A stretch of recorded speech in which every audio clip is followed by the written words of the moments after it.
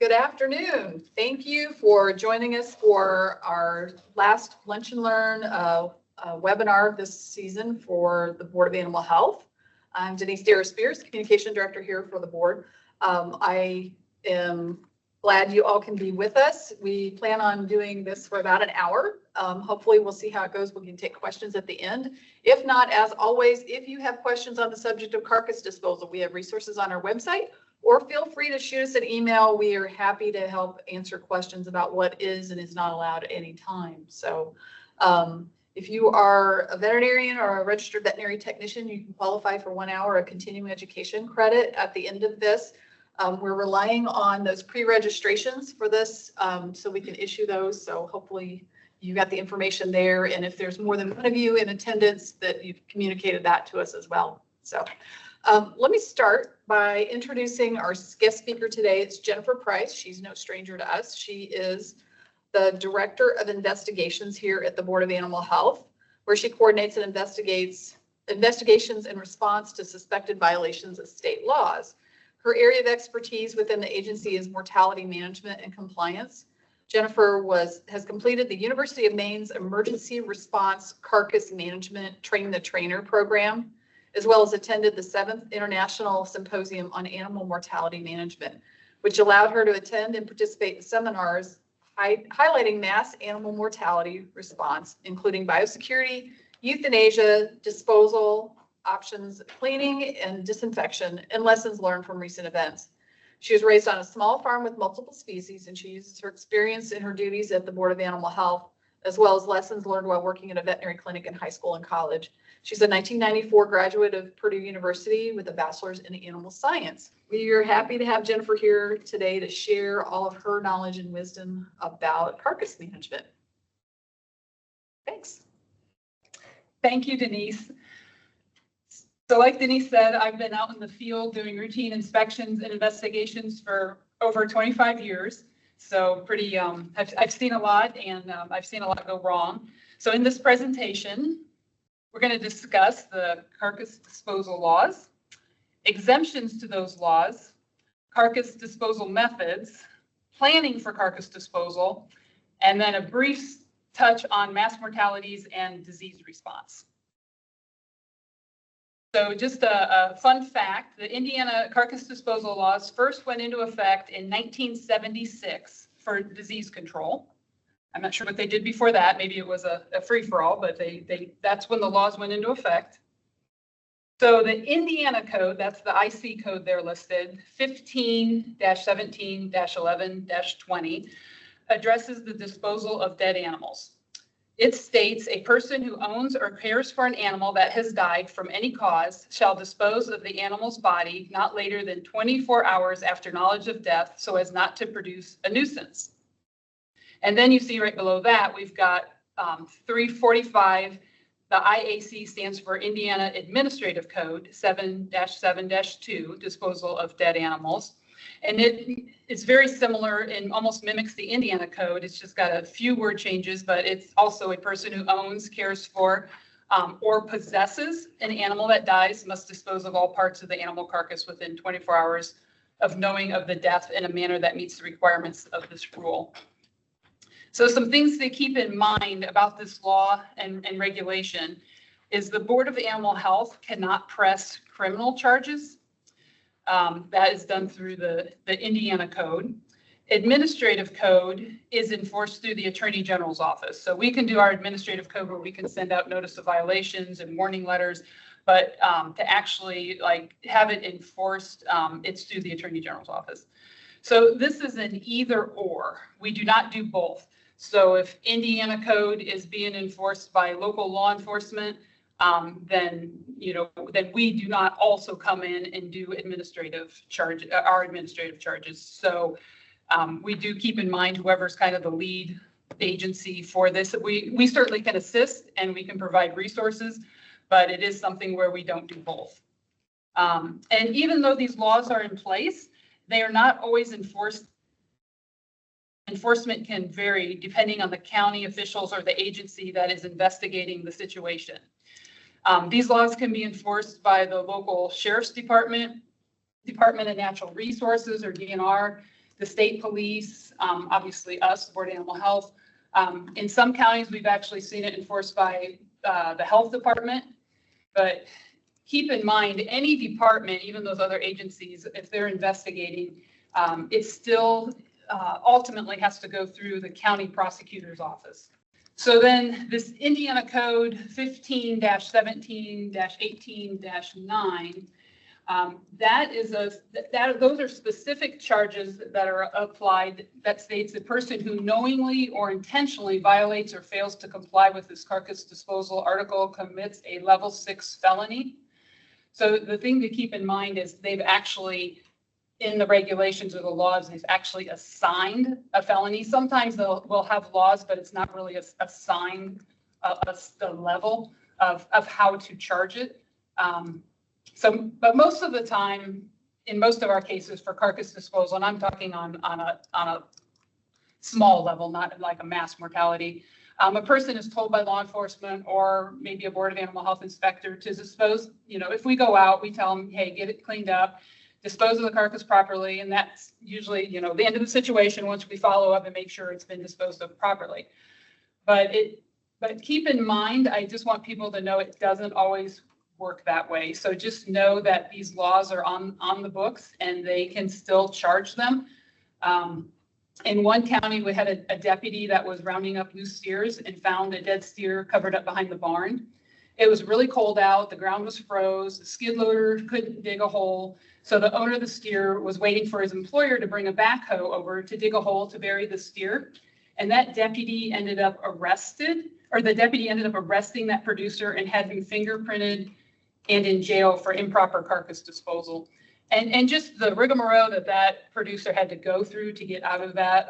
I believe the charges finally did get dismissed, but he still had to sit in jail for a little while. So in the carcass disposal laws, the definition, in the definitions, an animal is defined as a domestic animal. And a domestic animal refers to an animal that is not wild, and it says it's limited to bovine, equine, ovine, caprine, porcine, canine, feline, avian, camelid, cervidae, or bison species, or an aquatic animal that may be the subject of aquaculture. So then an animal carcass is defined as a dead animal and parts thereof. And then a wild animal is an animal that is not a domestic animal.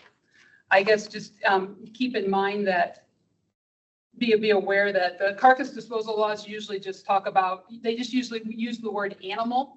So it's important to know what we're referring to in those laws when they refer to an animal. So then, of course, there's always exemptions to certain laws. So here are some of the exemptions. So so the exemptions include fish, reptiles, dogs, cats, small game, which implies wild. So when we talk about small game, that would be something like a groundhog or a rabbit or a raccoon.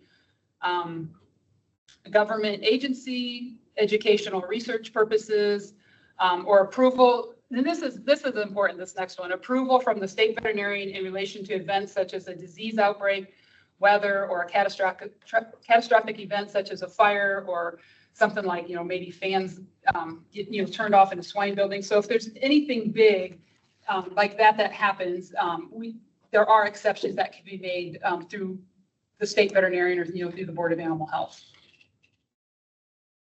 So also not included in the carcass disposal laws are meat and meat products meant for human consumption, hides or skins of animals, carcasses and condemned and inedible waste and things that are moved to like common ownerships that are being transported to another site for disposal.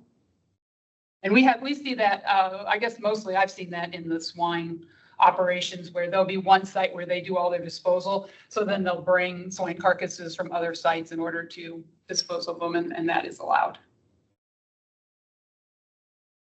So earlier it mentioned that dogs and cats were on the exemptions for the disposal list.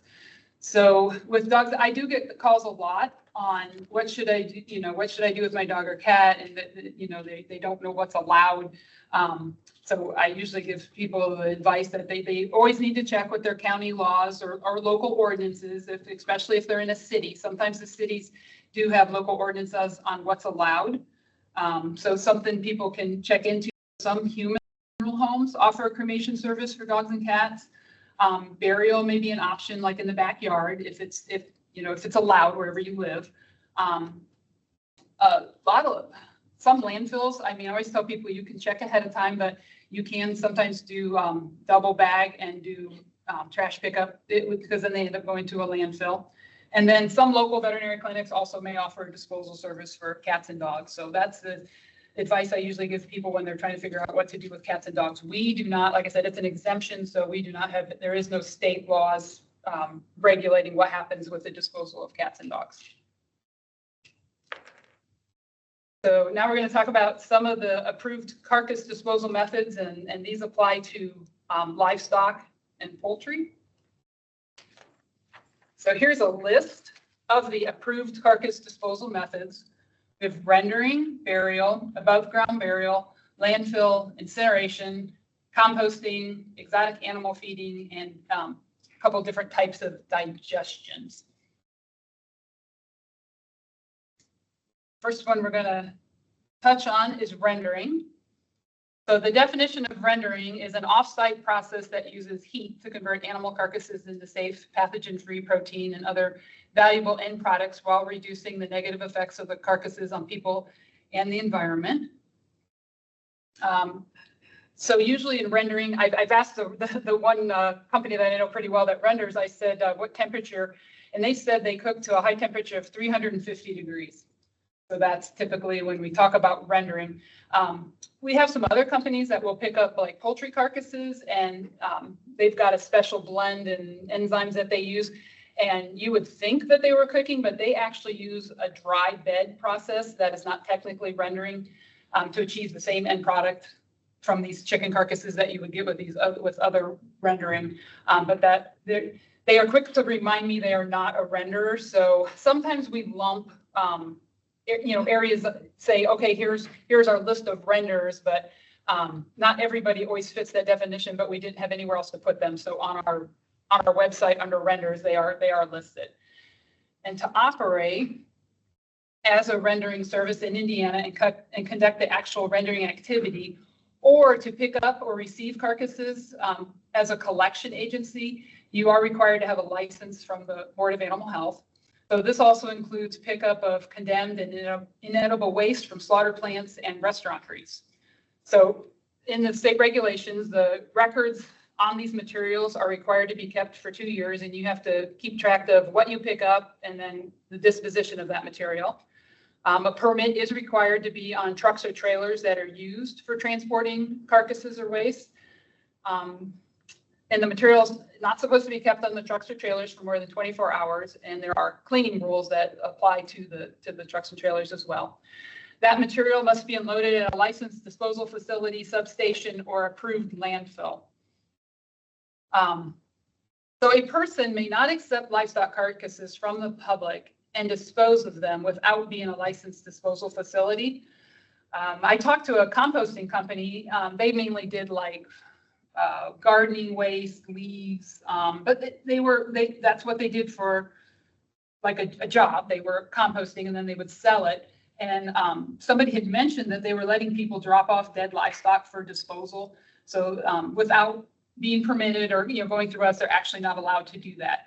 I've also had problems with some people in the Amish community letting people bring them horses to bury on their property. So I encourage everybody, there's ways to legally become a disposal facility to accomplish this.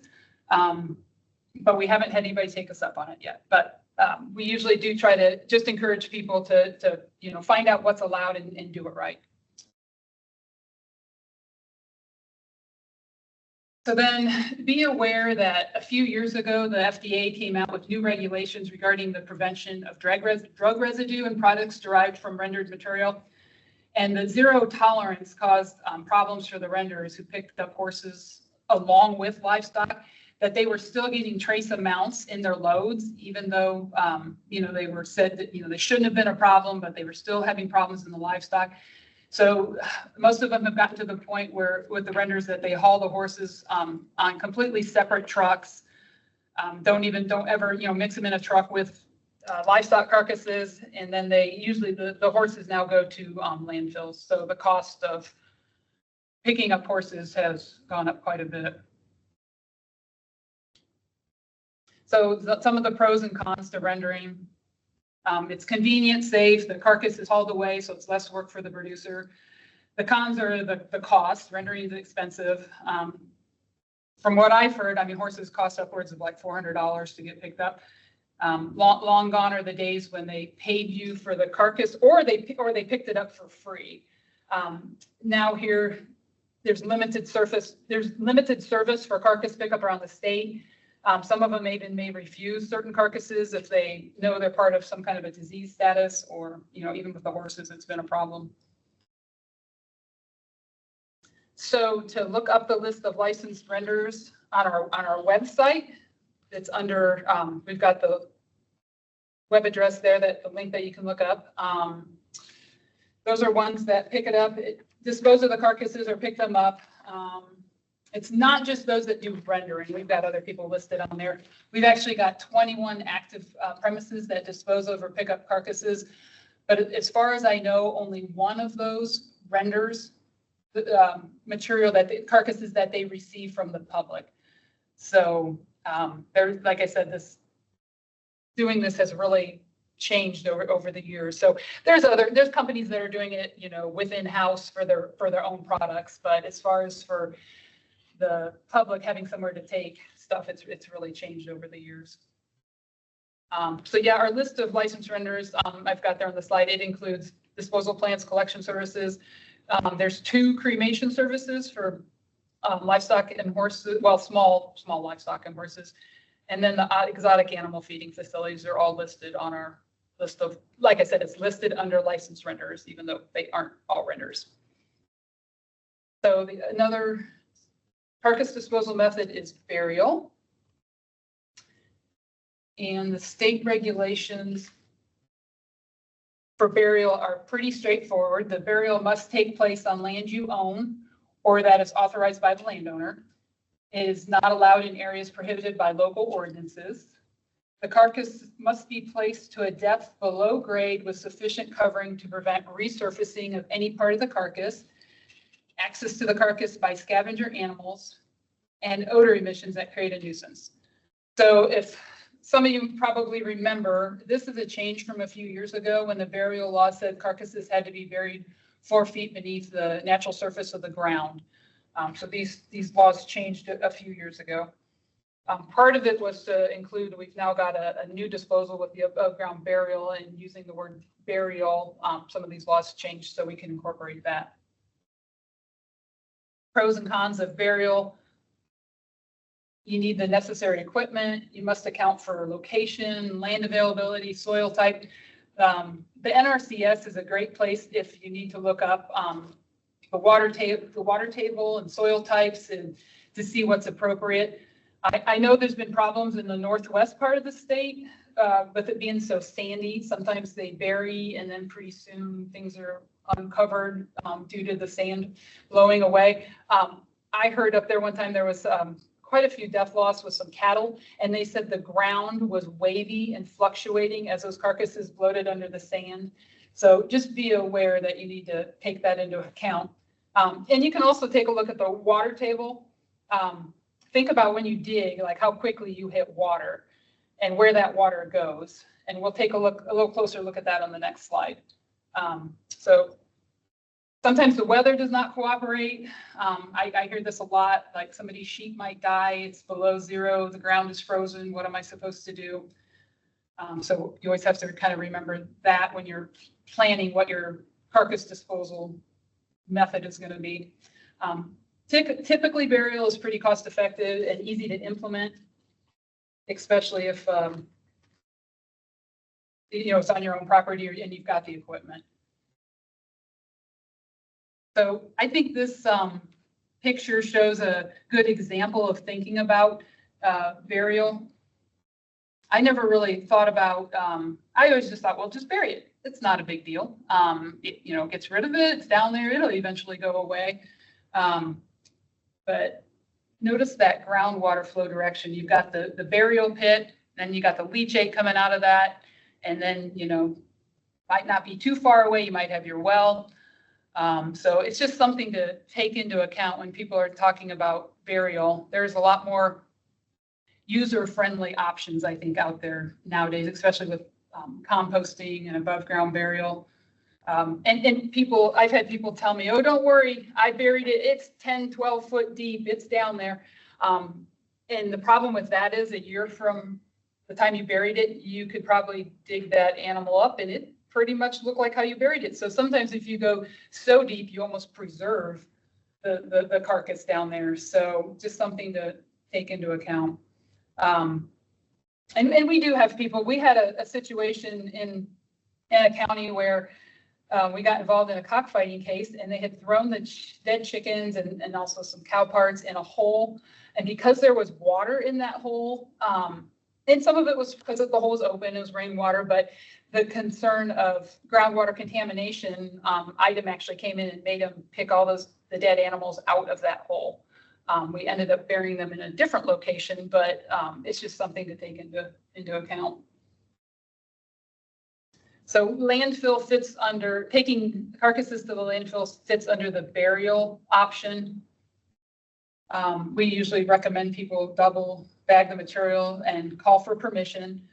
This is a convenient option, except that you may have to do offsite transport. And keep in mind, I don't know why some of the landfills are okay with it, some are not. I know some people will put them in dumpsters to go to the landfill. The people that pick the dead chickens out of that hole with the cockfighting case, they put them all in bags, and when they called the landfill would not let them bring them. So just keep that in mind. Here's a map giving you an idea where the landfills are around the state of Indiana. So you can see we've got a few up north, a few kind of along the central area, and then very few scattered throughout the bottom part of the state.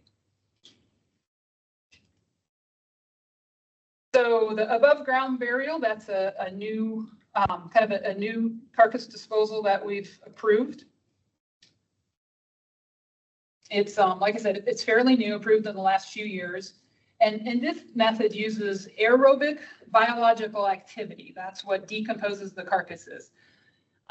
They're placed in the soil along with carbon materials such as sawdust or shavings. This process does not generate the high temperatures like composting, but relies more on the biological activity to break down the carcass. So here's the regulations. This is how it's worded in our regulations, that how to do above ground burial. And I've got some pictures that I'll go through this kind of quick because the pictures show it a lot better. So you remove the soil in a trench to a depth of about 20 to 24 inches. Add at least 12 inches of carbon material. Most people, I think, use sawdust or shavings along the bottom of that trench. Place the carcasses in the trench, single layer, cover within 24 hours, and then place the previously removed soil on top of the carcasses, and then you plant some kind of vegetative layer of something on top of that soil. And then you do not grade that trench until the animal carcasses are decomposed or no visible pieces of soft tissue are present. So then it just turns right back into ground. You're not, losing anything. You're not worrying about people are going to dig something up, and the land can be used again. Here is a cross-section view of the carcass in the soil, on top of the carbon material, covered with soil, and then the vegetative layer. So here's another graphic of the 2-foot trench with you can see I'm assuming that's shavings of some type in the bottom of that trench. There's the livestock carcasses placed in the trench in a single layer. And then they covered that up, and then they planted this vegetative growth on top of the site. Something interesting, we had a slaughter facility that was disposing of offal, and they were just kind of digging a trench, and they weren't covering it. They were just digging the trench, and then they'd go for a while. Then they'd eventually fill it back in and start another. They were doing a grove-bound burial and didn't really even realize it. So we actually told them the regulations on above-ground burial and how to do it correctly and make, cover their material as they went. And that worked out really well for them to use that for their disposal method. So next, we're going to talk about incineration. And the main thing to remember with incineration for it to be legal is it has to be enclosed. So the incineration is the process of burning waste material under controlled conditions to reduce its volume and weight.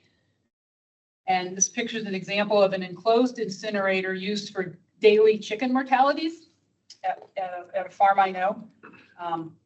Something interesting on this picture is it's pretty little, but there's a little padlock on that incinerator. And they said that is required so that no one can use a cell phone to take pictures inside the incinerator. I was kind of shocked to hear that.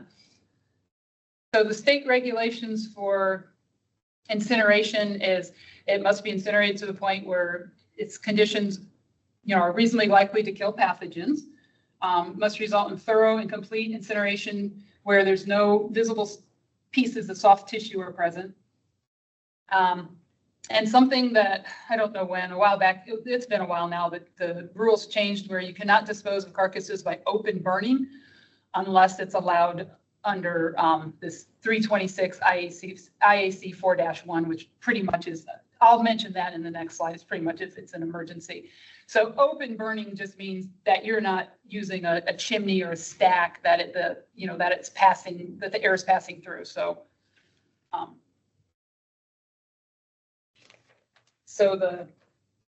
So pretty much item has said a person is allowed to burn clean wood and soft leaf litter in open burning. That's what's allowed. So there are exceptions in emergencies with item approval for burning clean wood waste, or deceased animals that could be caused by a natural disaster or a disease event. So keep in mind that we still don't allow, some people still like to grab a few tires and they're going to burn that carcass. It's not allowed. Included under incineration is cremation of livestock. Like I mentioned earlier, we have 2 licensed disposal plants that offer cremation of small livestock and different types of equines. So we do not regulate like the cremation services for dogs and cats. We just had to license these companies because they chose to do livestock, small livestock, and equines. So most people are like, what in the world is exotic animal feeding? This is in our regulations. An exotic animal is defined as a flesh-eating wild animal. So a permit is required for the transport and disposal of domestic animal carcasses for feeding to exotic animals. You're supposed to notify the state veterinarian prior to the activity, keep records for 2 years of the source, where it came from, and disposition of the carcass fed, so when you fed it. And we do go out annually to fill out an inspection form for exotic animal feeding facilities. As of right now, Board of Animal Health has 3 permitted exotic animal feeding facilities, but they vary year to year. I've got one place where, depending on if they have somebody that knows how to butcher or cut up an animal to get in the freezer correctly, they may or may not be doing it. So it just depends if they have that option available. A lot of the zoos don't do this don't do this because for just biosecurity safety, right? They just can't prove or know for sure how that carcass was treated or what it was treated with, so they just don't take that chance. I think the zoos feed like a boxed or packaged meat product. Digestion. That is the definition of digestion is disposing of animal carcasses or condemned and inedible waste through biodigestion or chemical digestion. And I'll be honest, I don't have a lot of experience with this. I've seen it in progress. I've heard about it, but the biodigestion is where the organic matter is decomposed by bacteria. In the absence of oxygen, the chemical digestion is processed by which the animal tissues are broken down. It's called like it's broken down into like proteins, and they're like basically they're basic building blocks, I think is what they called it. In the state regulations for the digestion is actually similar to some of the like incineration, and it'll be similar to composting. Basically, it has to be broken down so the finished product does not contain visible pieces of soft tissue. A permit is required before accepting material from other operations in order to do the digestion. May contain small bones, bone fragments, feathers, and wool. Parts not thoroughly or completely digested should be crushed or disposed of. And the end product, usually what I've seen come out of, like, I think mainly the alkaline hydrolysis was very fine, powdery, like the bones, you could just crush them right up. And then that product is supposed to be disposed of in compliance with state environmental law. Sometimes they spread it on a field, sometimes they just would bury it, some, I think, put it in the trash. So continuation of the regulations, it cannot create a health hazard to humans or animals. The conditions must be reasonably likely to kill the pathogens. May not be located or operated in a way that exposes products intended for human food. And the equipment and supplies used in the digestion may not be used in the slaughtering operation.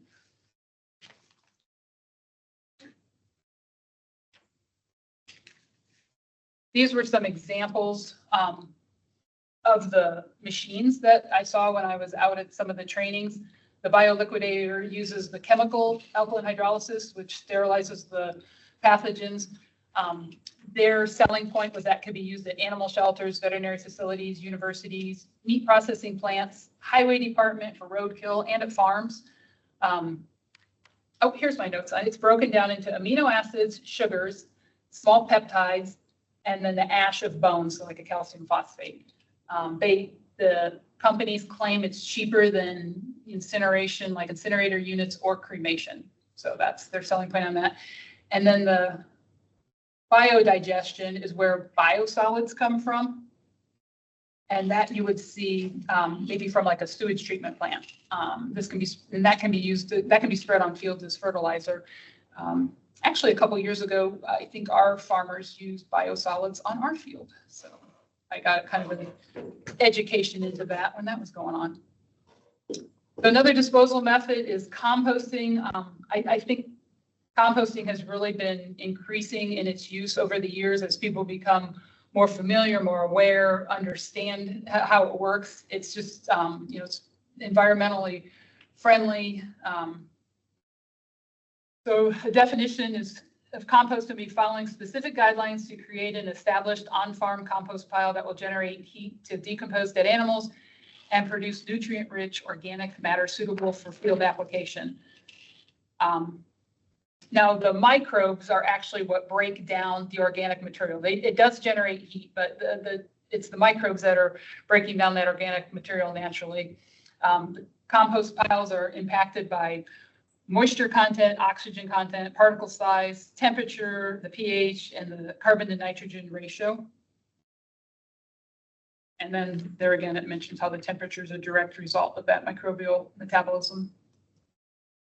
So for state regulations for composting, the compost pile is secured to prevent domestic and wild animals from disrupting the pile. Added carcasses must be completely covered immediately with the carbon amendment. Usually most people use shavings or sawdust. And then the leachate runoff must be prevented or controlled. Composting regulations continued.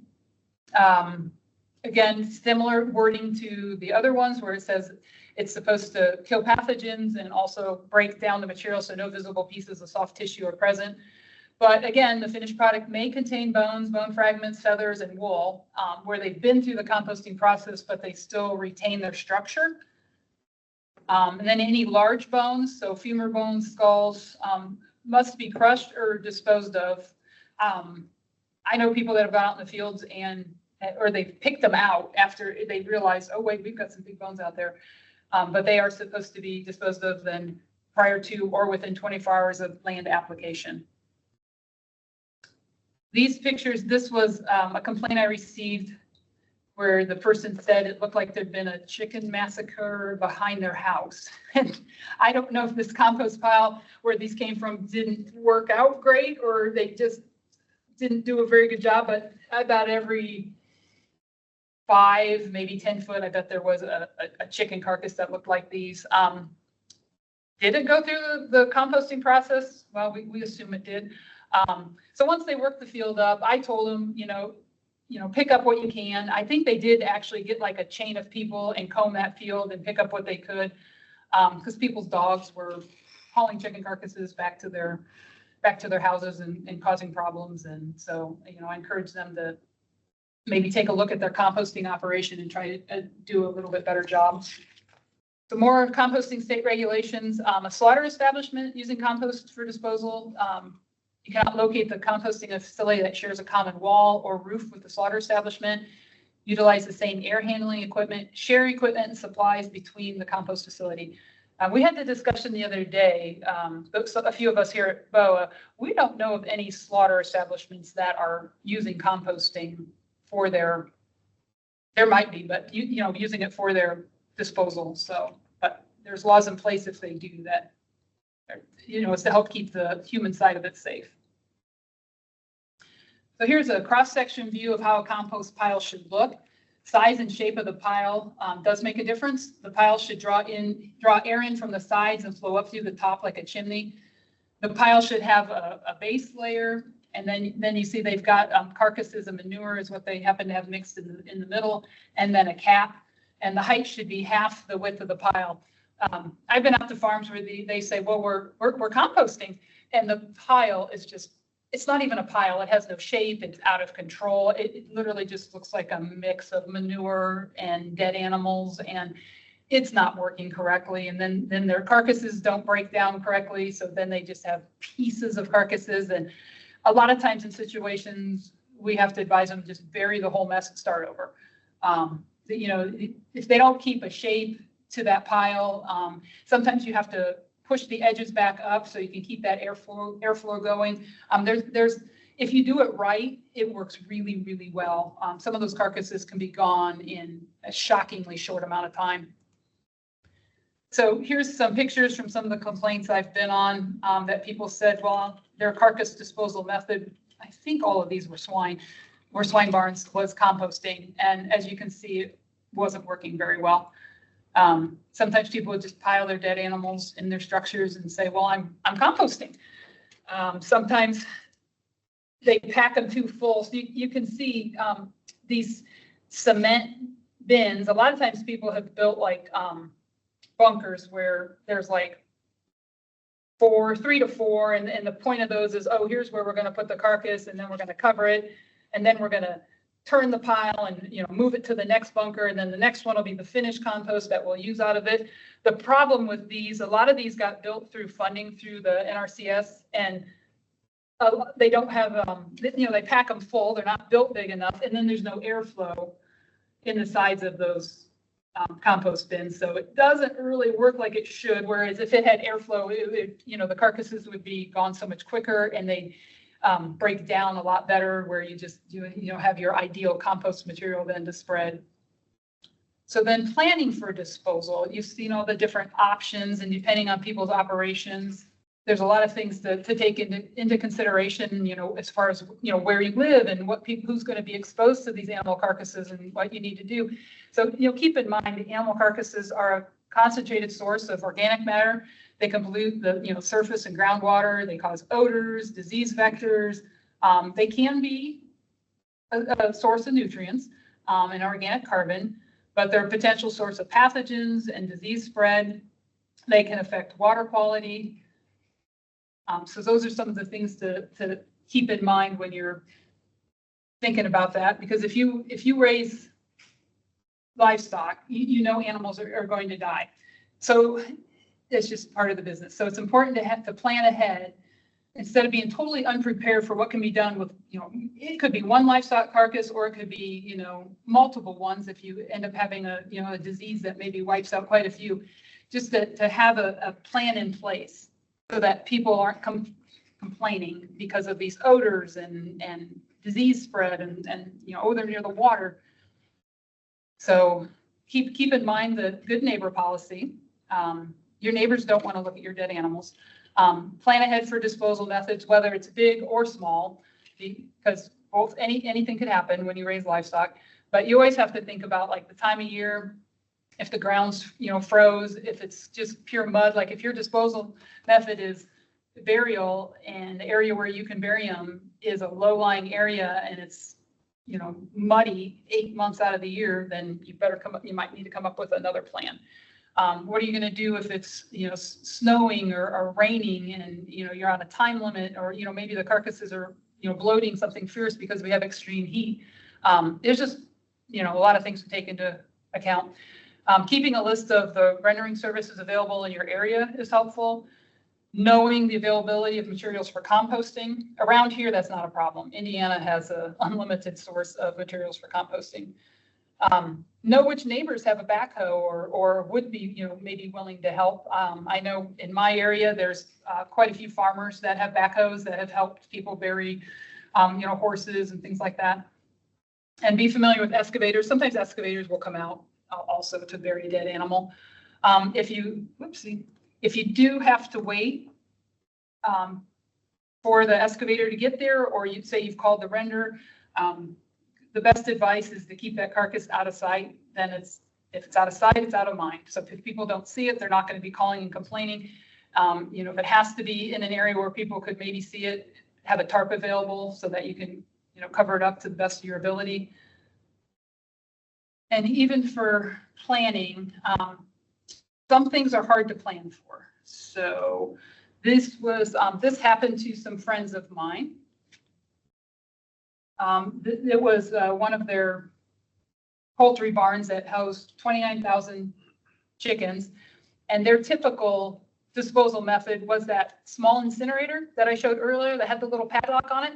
That's what they used for their daily mortalities.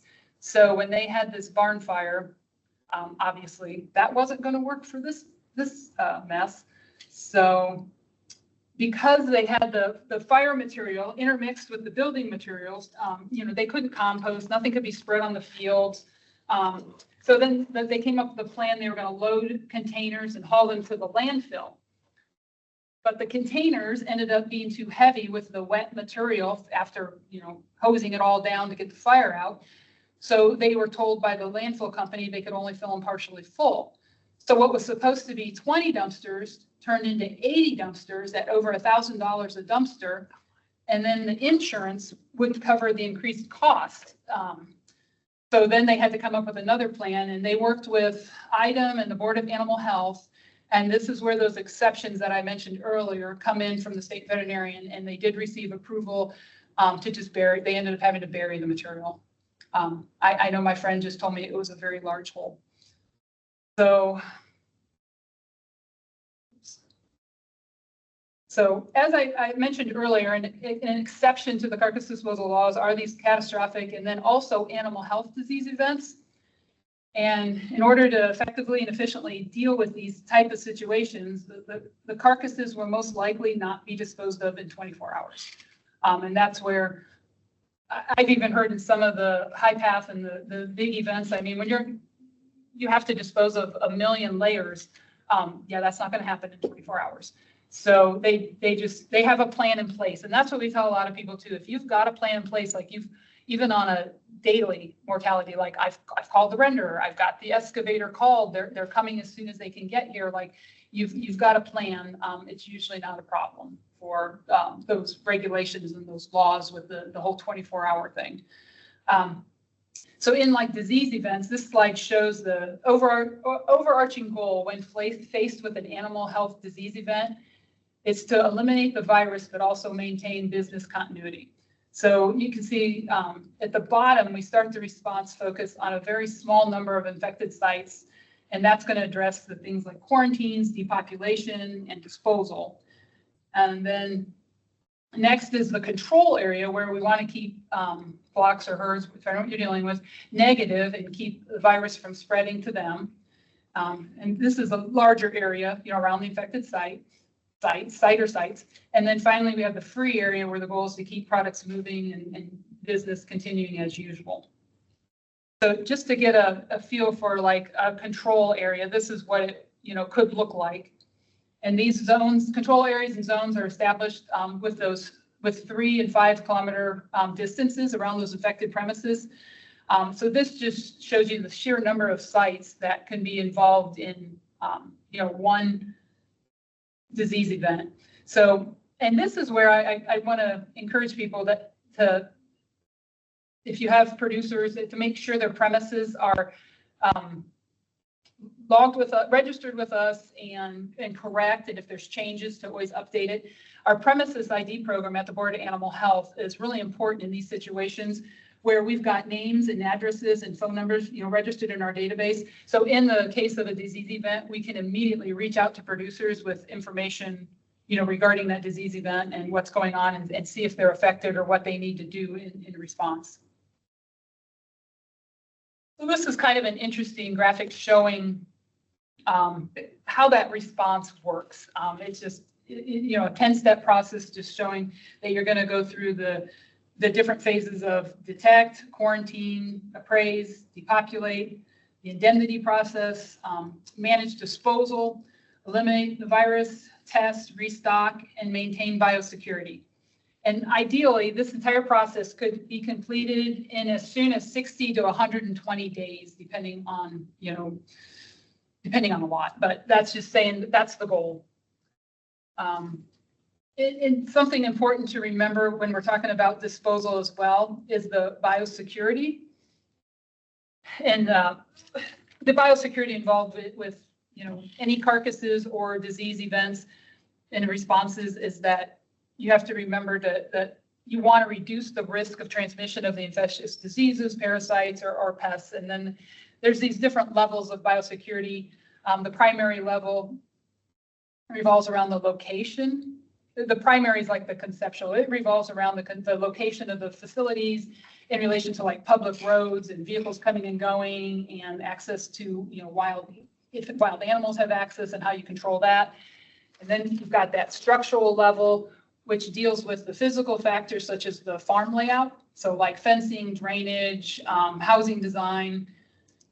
And then the procedural biosecurity, that is what you do to prevent an introduction of infection within a facility.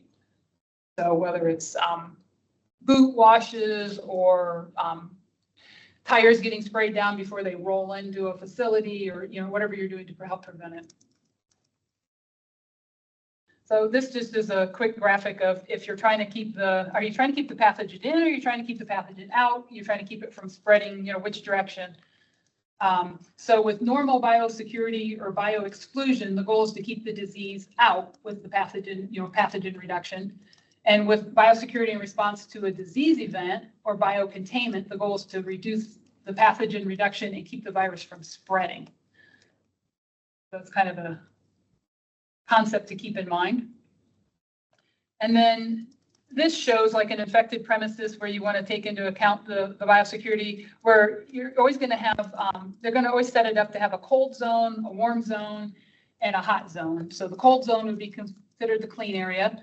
The warm zone would be the transition area to move between the cold and the hot zone, because somebody's got to get into that hot zone to do the work. And the warm zone is where like decontamination, would take place, and getting the PPE on and off. And then the hot zone is where the infection agent or the contaminant is. So usually, the barns and then those areas, close to the barns. So just keep in mind, especially as veterinarians, if you're going to go into these areas like a hot zone to do the work, to identify and know where those cold, warm, and hot zones are, identify those zones, and take only the necessary items, such, with supplies, people, vehicles. Certainly don't need extra stuff hanging around that can get, contaminated or in the way. Vehicles would remain in the cold zone. Make sure you use your PPE, which is a personal protective equipment. Prepare to contain disposables. That's always a problem. We usually have come up with duct taping plastic bags to our Tyvek suits in order to have somewhere to put, the contaminated stuff or disposables, needles, whatever we're dealing with, so that we can then get it out and have it contained and, be able to not spread the virus. Set up and confirm, like you're cleaning and disinfecting, make sure you've got enough supplies and how you're going to handle that. And to make sure to enter through the proper access point. Just don't go walking around barns and where you're, not knowing where you're going. So in light of the mass mortalities, these are some options for what's been used with HiPath. This is large scale composting. This is inside the barns. And that's a feat to watch. I mean, it's impressive what they can make happen. There's a lot to take into account with the size of the barns, the shape of the barns, the size of your equipment, getting those piles made.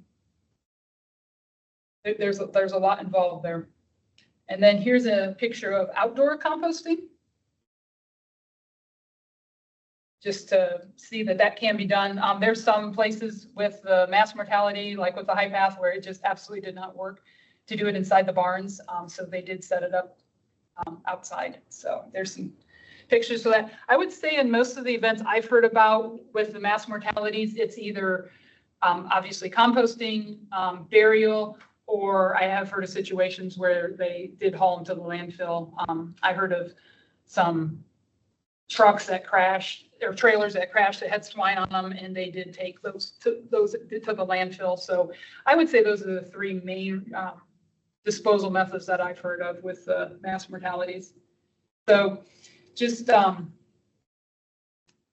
be aware that these different carcass disposal options, and hopefully this helps you understand how a regulatory response works and how carcass disposal is different in a disease response compared to routine daily mortalities, and planning can really help put you ahead of the game. So this last slide here kind of says it all.